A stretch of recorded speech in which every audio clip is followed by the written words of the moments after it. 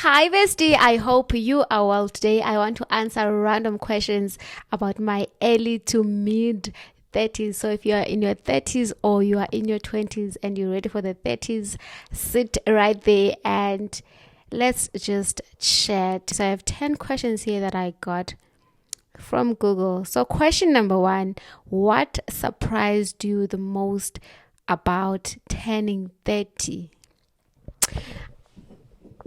I think when I was young, turning 30 used to be a big deal. And I remember listening to radio back then. When you're finishing 30, people would say that you have completed the calendar. So I used to think that in your 30s, you're supposed to have everything figured out. I used to think that when you are 30, you are really old. And I remember I had this pressure where I had told myself that I want to have kids in my 20s so that by the time I turn 30, then I am done. I don't think that was a bad decision, but I feel like I could have waited. I think what I didn't know was that even in your 30s, your eggs are still fine. I thought that by the time you turn 30, a biological clock ends and you have to have babies as soon as you can. So 30 is just a number, and 30-year-olds are so beautiful. They're beautiful. They're looking younger than ever. So don't be afraid to turn 30 and know that age is just a number, and being 30 does not mean that your life is coming to an end. In fact, it might be just the beginning. And if you have watched a lot of my videos, you'll understand that for me, I feel like the 20s were the worst decade of my life. And I feel like that is because for most of us, when you're in your 20s, you are now responsible for yourself. You have to budget, you have to work, you have to buy your own things, you're responsible for yourself. A lot is just happening. So if you're also in your 20s and you feel like it's bad, just know that it is going to pass, and know that for most people, 20s are not the best decade. So if you're in your 30s, just allow yourself to flourish and enjoy each and every year of your 30s. Okay. Question number two: what's something that used to stress you out in your 20s that doesn't anymore? I think in my 20s, I used to stress about am I going to get the job that I want? Am I doing things right? Do I look good enough? I used to be really insecure about myself. I used to not have a backbone. But now I always remind myself that things are always happening the way they are supposed to happen.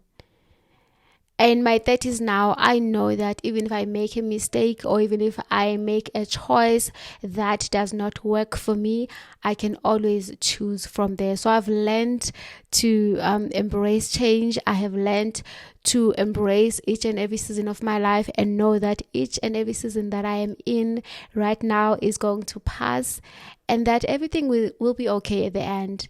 At the end, you will get where you're supposed to get. You might have a detour around the way.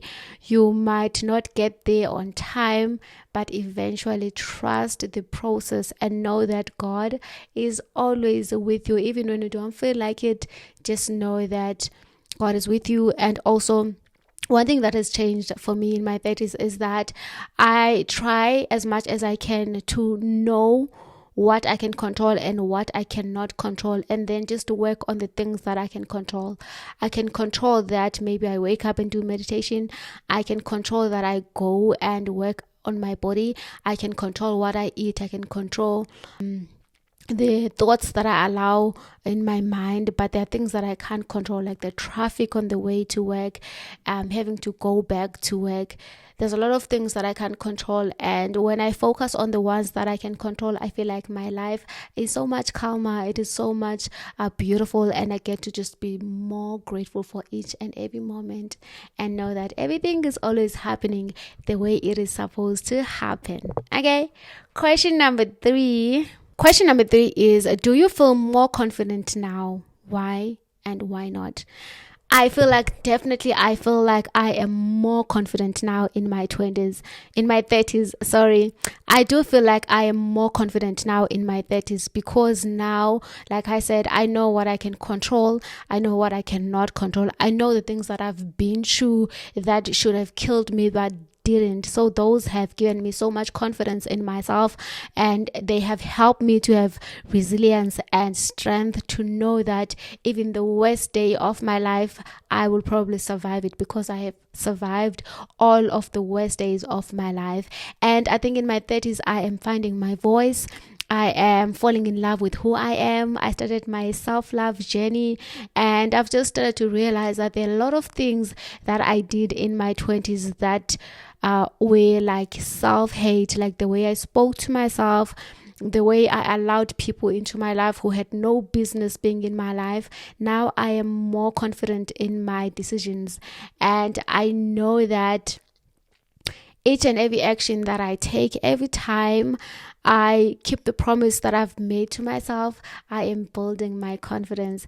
And one thing that I've learned also in my 30s is that confidence is not something you are born with or without, because that is something that I used to think for the longest time. I used to look at extroverts and think, wow, you're so lucky.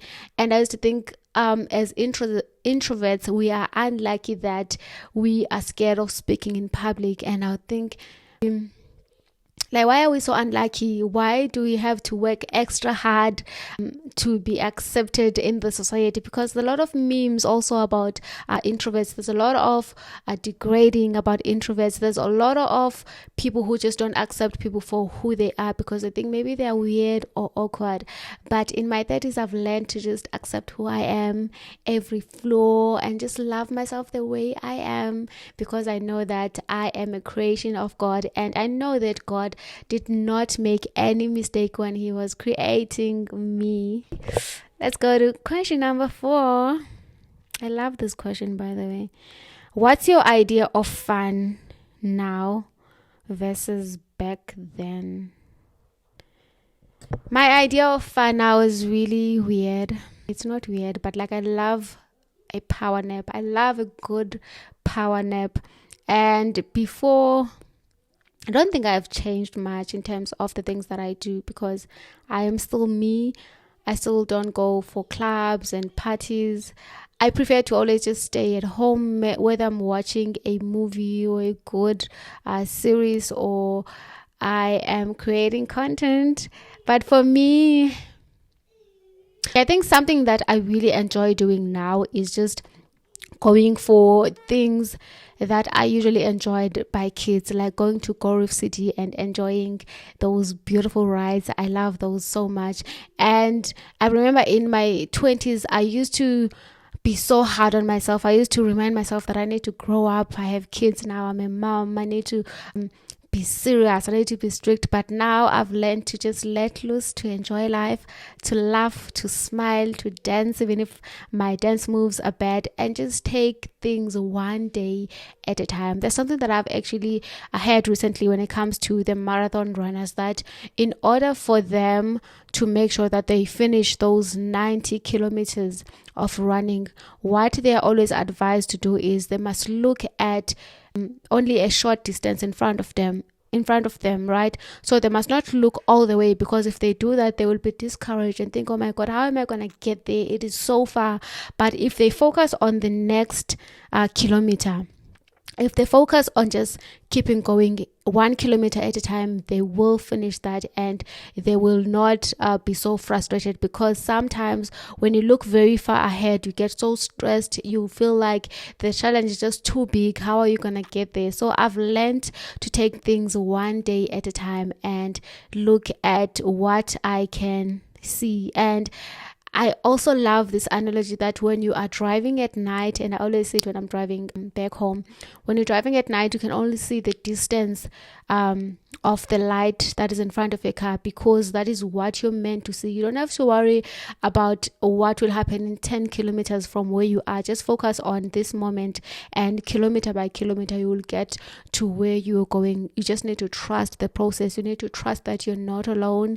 And for me, when I feel very stressed, I remind myself that I am not alone, or I just say my mantra that God be with us now.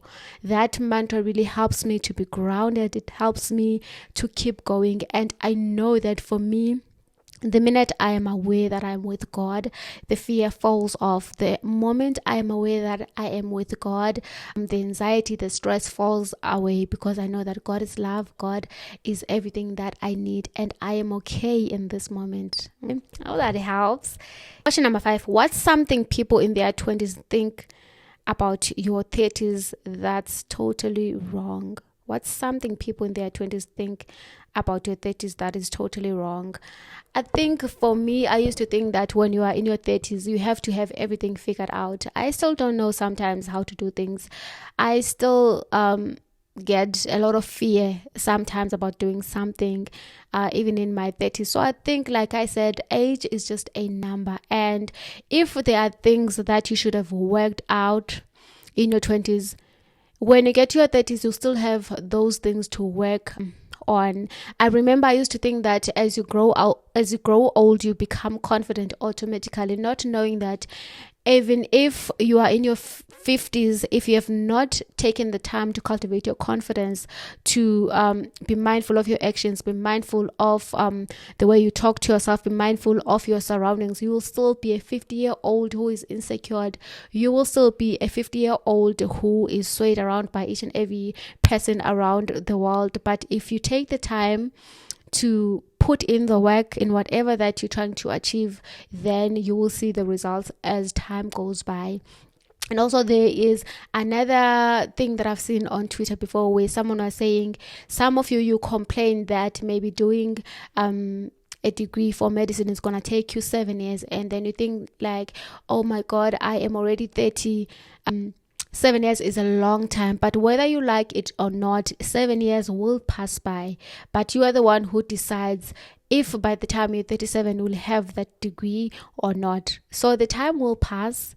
What you have to decide to do is, do you want what you want or not? Never mind how old you are. Don't worry about how long 7 years is going to be, or 2 years, or whatever. Just know that the 7 years that you are scared of will still come. But do you want that 7 years to come while you're still here and you don't have that degree? If a degree is something that you wanted to pursue by the time you turn 37. That was really eye-opening for me, and it has allowed me to stop obsessing so much about time and just focus on what do I want. Because the truth is, when someone dies in their 30s, you will hear people saying that that person was so young. But when someone is trying to achieve a goal at 30, let's say someone is trying to find their first job, people will say that they are old for that. Or if someone is trying to pursue a degree or a goal, they say that they are too old to try and achieve that goal. But the minute that person dies, they say that that person was so young. So what's very important is you need to just know what do you want and what are you going to do to pursue your goals. Okay. I love these questions today. Okay, and number 6, so what's your biggest glow up you've had mentally, physically, and spiritually? I think for me, the biggest glow up that I have had is I used to be so reactive. If someone pisses me off, I used to want to answer them, to insult them, to be up in arms trying to fight. But now, thanks to meditation, thanks to the books that I've read, thanks to prayers, thanks to trusting the process, I am able to just be calm and be like, okay, I see what you're doing, but I'm not going to allow that to affect me. I'm able to see someone cut me off in traffic and I just send them love. I'm able to regulate my emotions. I'm able to just be calm in the storm. And I think that is my superpower. Now, I'm not saying that I am perfect in this. There are times where I really lose it and I journal about that at a later stage. But I think being able to be calm, regulating your emotions is one of the biggest things you can ever do for yourself. And just send gratitude to and love to other people, and know that everyone is probably doing the best that they can. They're trying to survive, they're trying to win power, to win love, to be safe, whatever it is. Just try to have compassion towards people and know that not everything is about you. Question number 7. Number 7 is, what's one thing you no longer tolerate in friendships? Oh, I love this one. One thing that I no longer tolerate in friendships are friends that are demeaning, friends that break my confidence bit by bit. I used to have friends that where I would be trying something new, and then they'd be like, someone has done better. So I don't allow my friends to speak negatively into my life anymore.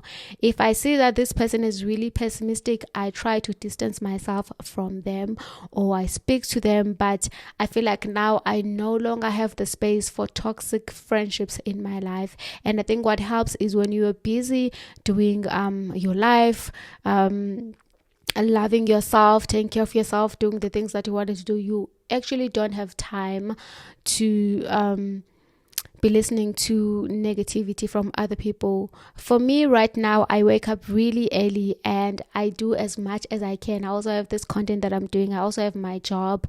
I also have my kids that I have to take care of. So I don't really have time for gossip. I don't have time for negativity as much as I used to, because I am super busy.